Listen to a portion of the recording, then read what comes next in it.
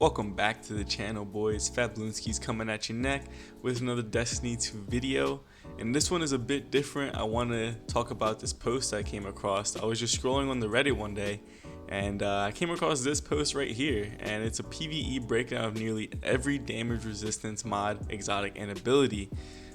This might change the way, or if we've been using them at all, about the damage resistance mods like the Concussive Dampener, Major, Minor Resist, and all of those. So obviously he says he's going to go over all the exotics, the abilities and stuff. I just want to focus on the damage resistance mods because I found it the most interesting, and it's honestly opened my eyes to maybe like a new way of playing, maybe a new, new resistance, resilience type builds or something like that. I don't know, but let me just start reading this part. I'm not going to go through the whole thing because it is quite long, but I have a link in the description below if you actually want to read it for yourself. I just want to talk about the damage resistance mods. So we'll start in the beginning.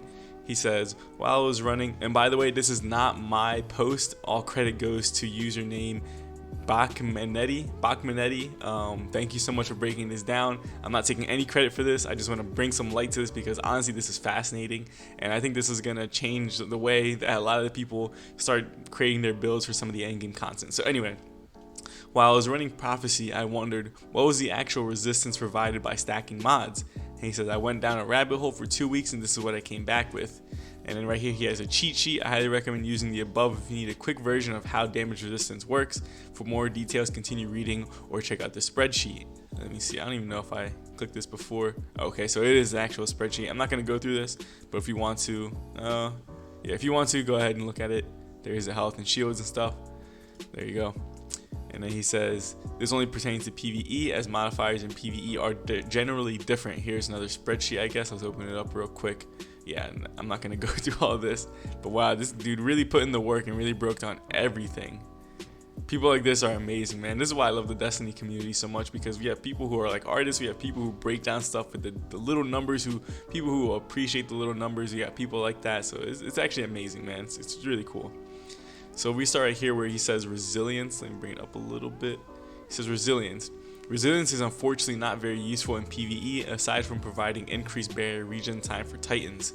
Each tier of resilience is effectively a 1 to 2% increase in overall shields, which ends up only being about a 0.5% increase in your overall resistance to damage. Which, yeah, it is unfortunate that it's true. Resilience really isn't useful aside from making the titan barrier a shorter cooldown. Hopefully that Bungie does something about making resilience a little bit more useful for other classes. But as for right now, the only reason you really run high resilience is to get a shorter cooldown on your barrier and make it more tanky. So this is the part that I find the most fascinating right here. It's about Concussive Dampener. He says at 15% resistance and stacking up to a staggering 55.6%. 55.6% resistance to concussive blast, whatever it is. It significantly outperforms other stackable mods. Most hard-hitting damage sources count as area of effect damage and are reduced by this mod. So the boss stomp, concussive blast shots, this covers a lot of bosses, major, cyclops, knights, and other sources. Fire pulls, and I am a victim of the fire pulls, man. I hate those fire pulls at the knight shootout. Grenades, exploding shanks, screeds, and cursed thralls. So at 1 stack, it gives you 50%. At 2 stacks, it gives you 27.75%. 3 stacks, it gives you 38.59%. 4 stacks is 47.8%. And then 5 stacks is 55.63%. So you guys can see that if you have 5 concussive dampener mods on all your armor, you get a 55% damage reduction to the stuff, which is just, it's nuts. It's absolutely nuts. This can save your life in a lot of the endgame content where the fire pulls do crazy amounts of damage, or the cursed thralls have a lot of health, and so you can't burn them down right away. If you get hit by it, maybe you won't just get wiped out, because a lot of times they're gonna blow up. They're gonna put you at a very small sliver of health, and then a little cyclops or whatever is just gonna hit you once, and then that's it. You know what I'm saying?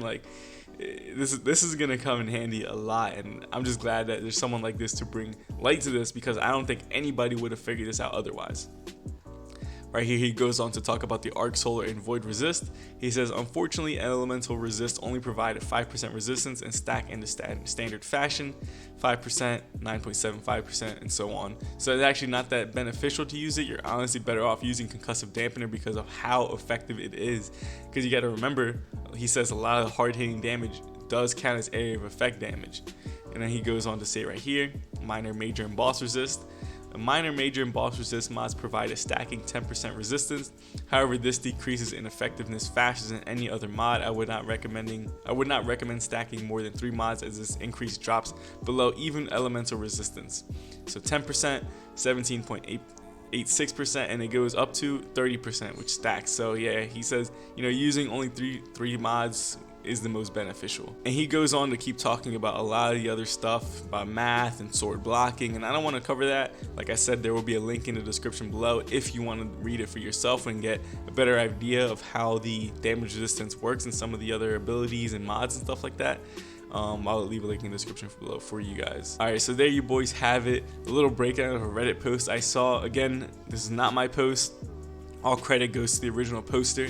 But I think this is going to change my mind on some of the damage resistance mods. I might start running a lot of Concussive Dampener, because having a 55% damage resistance to AoE attacks from bosses, knights that shoot the fire pools, grenades, exploding enemies, I think is really going to help in like the endgame concept, whether it's nightfalls, dungeons, or raids, because there's a lot of those, a lot of the, especially in the Pit of Heresy, when the knights are shooting the boomer things at you, I'm pretty sure those are area of effect damage. So just being able to, save your life and have more life against those attacks, being able to take them out quicker without worrying about getting killed from another enemy, it's going to be very useful. And I think you guys should definitely look at this, read this article. I read it, so that way you guys can know just how effective that some of these other things are, and maybe you can change your playstyle a little bit and run some other mods.